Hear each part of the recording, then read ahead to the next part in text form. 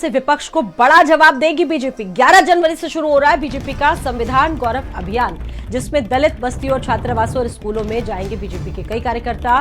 25 जनवरी को होगा हर बूथ पर कार्यक्रमों का आयोजन। 15 से लेकर 25 जनवरी ये बेहद अहम है।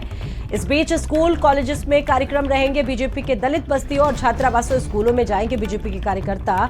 2027 चुनाव को लेकर अभी से कहा जा सकता है कि बीजेपी में तैयारियों का दौर शुरू हो चुका है। कॉलेज और स्कूलों में भी जाएंगे बीजेपी के कार्यकर्ता। संविधान अंबेडकर पर अभियान से विपक्ष को जवाब देगी, क्योंकि देखिए इससे पहले आपको याद होगा कि अंबेडकर को लेकर पूरे देश में किस तरीके की सियासत हुई और विपक्ष लगातार आक्रामक नजर आया है।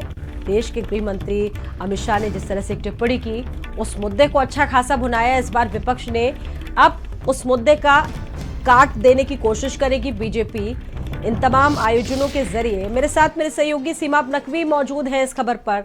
सीमा, पिछले दिनों जो मुद्दा छाया हुआ था पूरे देश में अंबेडकर पर, अब बड़ी बात यह है कि बीजेपी इन तमाम चीज़ों को लेकर अटैकिंग मोड में नजर आ रही है, विपक्ष को काट देने के मूड में है। बीजेपी कई सम्मेलन आयोजित कराने जा रही है। 11 जनवरी से शुरू होगा संविधान गौरव अभियान और ये बताने की कोशिश करेगी कि संविधान के हितैषी हम ज्यादा है, वो कम।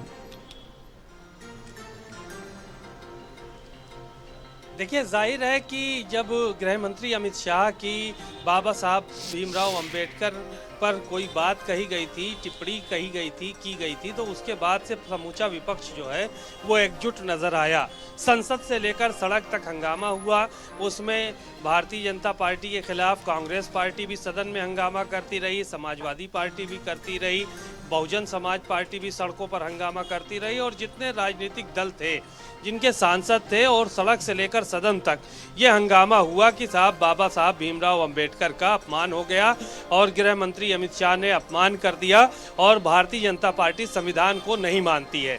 तो इस बात को लेकर काफ़ी हंगामा हुआ और इस मुहिम को लगातार कांग्रेस पार्टी और जितने भी विपक्ष के नेता हैं वो लगातार आगे बढ़ाने का काम कर रहे हैं।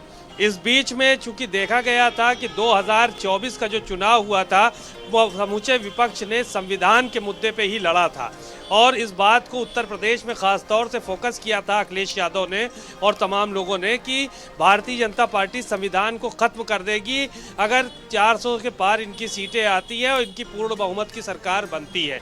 तो उसका नतीजा भी विपक्ष को नज़र आया और 37 सीटें उत्तर प्रदेश में समाजवादी पार्टी ने जीती और 6 सीटें कांग्रेस पार्टी ने जीती। तो इन सब चीज़ों के बीच में अब भारतीय जनता पार्टी ने अभियान जो है वो शुरू करने की मन बनाया है और 11 तारीख से 25 तारीख तक ये अभियान चलाया जाएगा।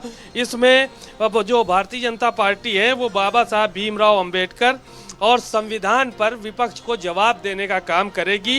एक संविधान गौरव अभियान जो है वो चलाया जाएगा, जिसमें बूथ स्तर पर भी। बहुत धन्यवाद आपका जानकारी देने के लिए।